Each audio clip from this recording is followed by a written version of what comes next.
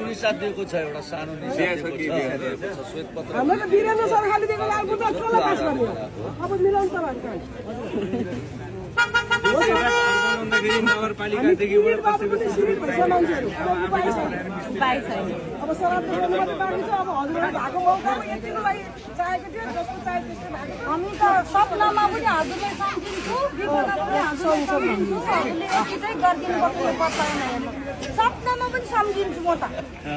विपदको त पुरै छोड्नु हजुर अब मेरो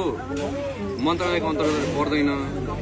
म थाहा नभएको कुरा म तपाईँलाई म लालपूर्जा दिन्छु भनेर म भन्नु मिल्दैन होइन